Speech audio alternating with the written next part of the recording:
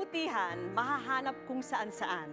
Yan po ang aming napatunayan ng isang social experiment ang aming sinubukan. Panoorin niyo po ito. Ngayong bagong taon, maghahanap na ako ng jowa. Bagong taon, mag-iipon ako na ng todo. Ngayong bagong taon, mag-exercise na ako. Ang bagong taon, kadikit ng sari-saring simula. Ngayong bagong taon ay magbabagong buhay na ako. Pero ngayong bagong taon, may isa pang dapat baguhin ang ilan sa atin. At ito ang mapanghusgang pagtingin. Usually, ang tao, kapag nakita ng tattoo, sa society natin, malakas pa yung bias. So, ibig sabihin nun, parang negative ang tingin natin sa taong yon. Dahil ang iniisip natin, posibleng rebelde, baka hindi sumunod sa mga rules and regulations. Ito ang inspirasyon ng ating social experiment. Ang eksena, may dalawa kaming kasabwat na kunwari mga bagong laya mula sa bilangguan. Ang drama, mag-a-apply sila ng trabaho sa iba't ibang establishmento. Bukas kaya ang isip ng marami sa pagbibigay ng pagkakataon para ang kapwa'y makapagsimula muli? Magiging honest po ako sa inyo na kalalabas ko lang po ng preso. Kakalaya ko lang po. Dahil napagbintangan po ako na nagnakaw. Napagbintangan po kasi akong nagnakaw ng mantika. Ano kaya ang magiging trato ng ating mga kapuso? Bibigyan kaya sila ng second chance? Una kaming tumambay sa isang drugstore sa Novaliches, Quezon City. Dito mag-a-apply bilang sales lady ang ating kasabwat. Hello, Ten. Nabasa ko po kasi dito wanted sales lady. Mag-a-apply po sana ako ng sales lady. To be honest po, kalalabas ko lang po ng kulungan. Napagbintangan po ng nagnakaw ng mantika. Gusto ko lang po sana mag-apply para sa baby ko, panggatas po niya sana. Aba, at ito ang hindi namin inaasahan. Ang katabi niyang customer, nag-alok din ng trabaho. Japan, gusto mo? Parang gabi ng biodata. Bigay natin kayo. Sige po. Salamat po. Aba, maraming salamat sa pagtanggap ng biodata ng aming kasabwat. Buena manong good news yan, ha? Nabanggit niya po na napagbintangan lang naman po. Hindi naman po siguro napatunayan na na totoo na nagnakaw siya. Nasabi niya kasi na panggatas ng baby niya, syempre para din po sa kinabukasan ng magiging anak. So, lahat naman po talaga ng tao dapat po bigyan ng second chance kasi po lahat naman po may pwede po silang magbago. Bigyan ng chance kasi mas maganda nga yung mga ganyan na tao na kasi mas bukal sa loob nila eh. Mas alam nila yung mas gumagawa sila na mas totoo sa loob nila. Kasi totoo na mas gusto nila magbagong buhay. Unang-una, pareho silang babae. So, merong instant na connection sila. Pangalawa, isipin niya yung future na kailangan ng trabaho yung nanay na kapapanganak lang. Sa isa namang tindahan ng footwear, susubukang mag-apply ang kasabwat natin bilang tindera. Mag-a-apply po sana ako kasi kailangan ko po panggatas sa baby ko. Honestly po, kakalabas ko lang din po kasi ng kulungan. Kaya nag-a-apply po ako ng trabaho. Lumabas sa ate? Wait lang kasi lumabas lang yung sabi nito. Wala na ako makantite. Ha? Wala na? Okay, thank you. Bigo ang ating kasabwat. Sa tindahan naman ng gown, tanggapin kaya ang kanyang application? Nakita ko po, naghahanap po kayo ng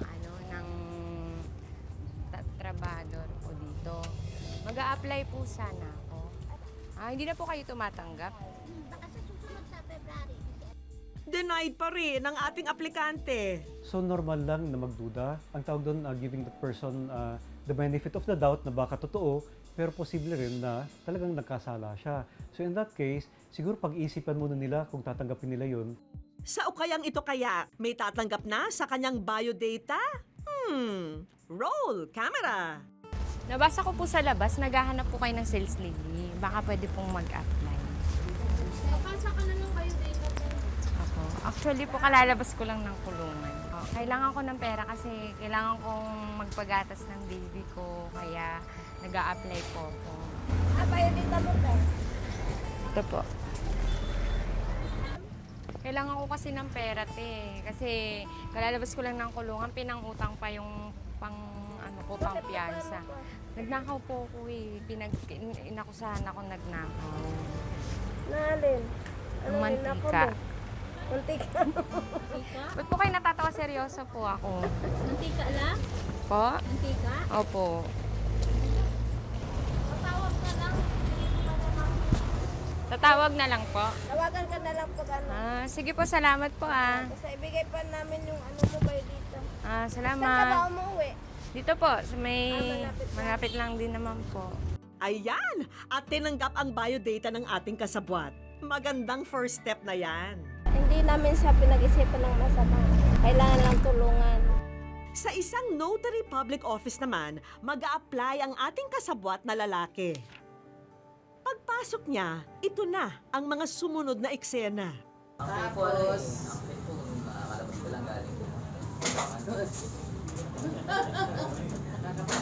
ko ng mantika. Sabi ko, bakit nakulong ka? Sabi ko, mantika lang, nakulong ka pa.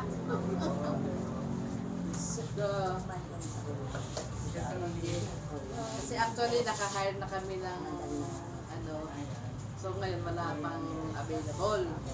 Pero since sabi ko nga kailangan ng trabaho, titignan ko kung meron tayong magagawang patrabaho sa iyo. Tawag ka sa Monday. Wow naman! Salamat po sa second chance, ha? Napag-alaman namin na asawa ng mismong abogado sa opisina ang nakausap ng ating kasabwat. Ang una kong impression sa kanya, hindi naman siya yung mukhang masamang tao ba? Although makikita ko yung kanyang puro tato, di ba? Maayos naman siya dahil nga siya, groom eh. Naawa nga ako. Kasi kung pwede nga matulungan ko siya kaagad makuha ko siya dito para magtrabaho. Sa akin, sa puso ko, I will give him a chance to work. Dahil notary public siya at saka yung asawa niya, lawyer, syempre baka yung focus niya ay yung justice, di ba? Kung feeling niya nagkaroon ng injustice yung aplikante, syempre papanig yun sa aplikant. Posibleng plus points pa nga dahil nakaka-empatya yung notary public sa aplikant. Sa isang hardware store naman, nag-apply ang ating lalaking kasabwat. Gusto ko po sana mag-apply. Meron na. Minsan nga lang, syempre meron tayong priorities like business or yung safety. So, yun ang medyo makakapigil sa pagbigay nila ng chance.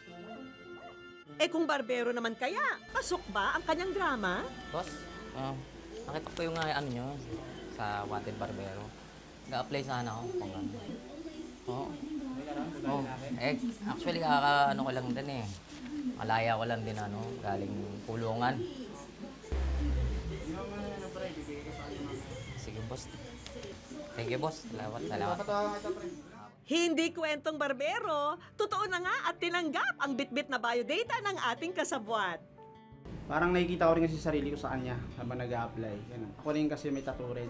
Tinitingnan nila ako na parang nag-aalangan silang tanggapin ako. Ang isang pakikipagkapwa-tao ay hindi sa pandabas na anyo, kundi sa kalooban ng tao. Nakarelate sila, pare silang magka-vibes dahil siguro pareho silang ng interest sa tattoos, di ba? So hindi siya ibang tao, parang they're one with each other. So in that case, madaling kunin siya dahil nakaka-relate sila sa isa't isa. Sa ating social experiment, nalaman nating marami pa rin ang bukas ang loob sa mga kapusong minsang nalihis sa landas. Ang nagawang mali sa nakaraan, hindi dahilan para ang kapwa'y husgahan. Hanggat may pagnanais na magbagong buhay, ang pag-asa pwedeng maging abot kamay.